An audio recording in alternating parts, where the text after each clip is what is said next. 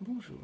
Cet hiver qui se prolonge, mais ce qui est tout à fait normal, puisque nous sommes en février, m'a amené à réfléchir sur le printemps qu'on attend avec impatience, et qui naturellement se prépare en hiver. Le printemps est synonyme de beaucoup de richesses nouvelles, et pourtant, si toutes ces explosions de couleurs, de senteurs, d'expériences dans la nature se réalisent, ce n'est pas simplement le simple cours de la vie.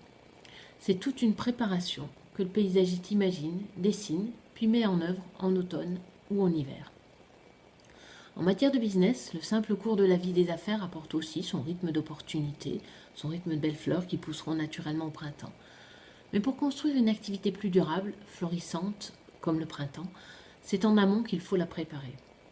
Alors, ma question est, quels sont les plans à dessiner, plans PLANS bien évidemment, et les plans à positionner, PLANTS, pour que le printemps soit synonyme d'un véritable développement dans notre activité. Je m'explique donc sur les plans et les plans, PLANS et PLANTS, et je commence par les plans. Bien évidemment, on commence par dessiner les plans avant de planter. Les dessiner dans une nouvelle vision du contexte, c'est un impératif. Et pour cela, je ne propose que 3 questions à votre réflexion, uniquement 3. La première, c'est malgré toutes les contraintes que je perçois de la part de mes clients, pourquoi continuent-ils à acheter chez moi? Une vraie question. Quel est le bénéfice qu'ils retirent de cet achat chez moi? La deuxième question, c'est malgré toutes les critiques que nous sommes tentés de formuler à l'encontre de nos concurrents, pourquoi existent-ils toujours? Et même plus précisément, pour qui? Pour quel type de clients? Pour quel type de demande? À quel type de demande répondent-ils?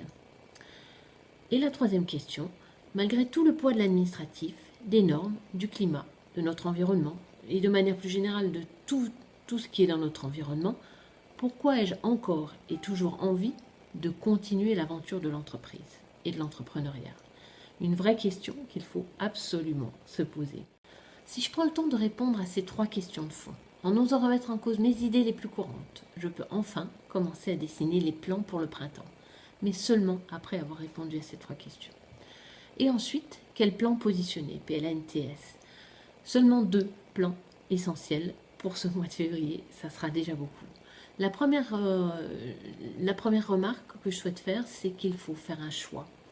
Et choisir, c'est renoncer, comme le disait Sénèque. Et il faut faire un choix sur les profils de clients que je souhaite satisfaire, ou plus simplement séduire. Et ces profils de clients seront ceux auxquels je m'adresserai. J'adresserai toute ma communication et sur lesquels je mettrai toute mon énergie. Certes, faire des choix quand on imagine qu'on pourrait satisfaire un nombre infini de clients, qu'on pourrait même presque tenter tout le monde avec notre offre, c'est plus que cornélien. Et pourtant, c'est un vrai gage de succès. Le deuxième plan à planter, c'est qu'il faut réfléchir à présenter toute son entreprise et même toute son offre en 35 à 40 mots. 35 à 40 mots, c'est presque rien. Et en même temps, c'est cette façon de présenter son entreprise de façon pertinente, attrayante, qui donne envie d'en savoir plus sur l'entreprise, simplement qui donne envie d'en savoir plus, pas tout dire. Et surtout, dire les bénéfices que je peux réellement apporter à mes clients, que je souhaite séduire. C'est encore plus exigeant que ce fameux pitch elevator dont la nouvelle économie nous parle tant, et pourtant c'est essentiel.